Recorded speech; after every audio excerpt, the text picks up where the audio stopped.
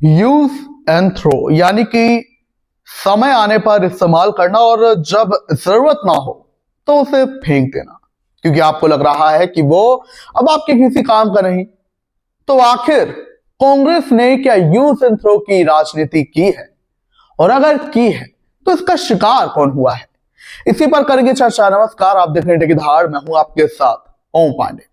विनेश फोगाट और बजरंग पुनिया हरियाणा विधानसभा चुनावों के समय इन्हें खूब लाइमलाइट मिली, काफी सुर्खियां बटोरी, और उस वक्त जो एंटी इनकम्बेंसी की बात की जा रही थी उसका चेहरा भी बने हुए थे कांग्रेस की ओर से कि अब जब कांग्रेस की सरकार आएगी तो कोई बड़ी जिम्मेदारी विनेश फोगाट और बजरंग पुनिया को मिलेगी।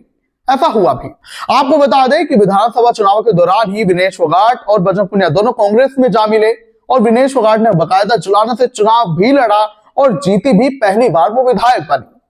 इसके अलावा बजरंग पुनिया को ऑल इंडिया किसान कांग्रेस का कार्यकारी अध्यक्ष भी नियुक्त किया गया है। हालांकि गौर करने वाली बात यह है कि विधानसभा चुनाव हो गए, कांग्रेस की सरकार नहीं आई, फूट बाद में भी देखी, लेकिन अब जब निकाय चुनाव है तो उसके लिए कांग्रेस ने स्टार प्रचारकों की सूची जारी की है। इसमें सैलजा, हुड्डा, सुरजेवाला समेत उदयभान भी 30 नेताओं को जिम्मेदारी मिली है, लेकिन इनमें इन स्टार प्रचारकों की सूची में कहीं पर भी विनेश फोगाट और बजरंग पुनिया का नाम नहीं है।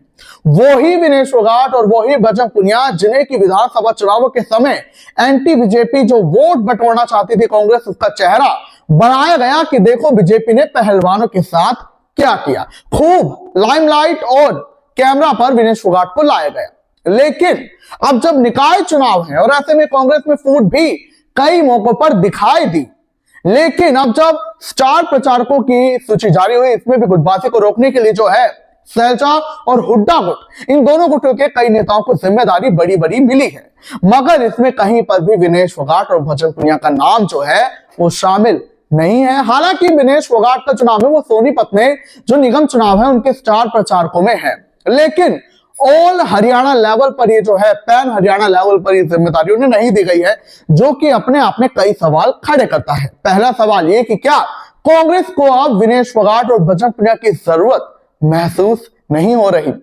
वो विनेश फोगाट और बजरंग पुनिया जिन्हें की पूरे हरियाणा लेवल पर उस वक्त विधानसभा चुनावों में प्रचार में लगाया गया, लेकिन अब उन्हें उससे भी छोटे चुनाव, शहरी सरकार के चुनाव यानी कि निकाय चुनावों में स्टार प्रचारक बनाया तक नहीं गया है, सूची में नाम भी नहीं है। तो ऐसे में क्या कांग्रेस को उनकी जरूरत सिर्फ विधानसभा चुनावों में थी और उन्हें बस विधानसभा चुनावों में एंटी बीजेपी एजेंडा के लिए लाया गया, लेकिन अब जब सरकार ही नहीं आई तो निकाय चुनावों में भी उन्हें इतना नहीं लाया जा रहा? और क्योंकि सैलजा, हुड्डा ये सब इतने सुप्रीम है कांग्रेस पार्टी में, वरिष्ठ है बहुत नेता ये, तो इन्हें अभी भी जिम्मेदारी दी गई है, लेकिन जो यंग नेता है, युवा नेता है, उन्हें जिम्मेदारी नहीं दी गई है। ऐसे में कई सवाल खड़े करते हैं, क्योंकि ये जो सूची है जिसमें कि 30 स्टार प्रचारक, इसमें मुख्य तौर पर आपको बता दें कि सांसद हैं जिनमें कि सैलजा, वरुण चौधरी हैं, और इसके अलावा सतपाल ब्रह्मचारी हैं, और वहीं आपको बता दें कि उदयभान जो कि प्रदेशाध्यक्ष है, हुड्डा है, पूर्व मुख्यमंत्री, सैलजा है, सुरजेवाला है, और फिर ऐसे अब अजय यादव की बात करें जो कि कांग्रेस से रूठ गए थे, हालांकि बाद में वापस आ गए, उन्हें भी जिम्मेदारी, वरिष्ठ नेताओं को एक तरीके से निकाय चुनाव की जिम्मेदारी दी गई है। तो क्या अब यूज एंड थ्रो हुआ है विनेश फोगाट और बजरंग पुनिया के साथ? और अगर हुआ है तो इस पर आप क्या कुछ कहना चाहेंगे? बहरहाल आप ये जो सूची जारी हुई है कांग्रेस की जिसमें कि स्टार प्रचारक बनाए गए हैं, उस पर आप क्या कुछ कहना चाहेंगे कि क्या ये स्टार प्रचारक इन निकाय चुनावों में भी जो है हार का सामना करेंगे या फिर सरकार बनाएंगे? आप क्या कुछ कहेंगे, मित्रों बताएं।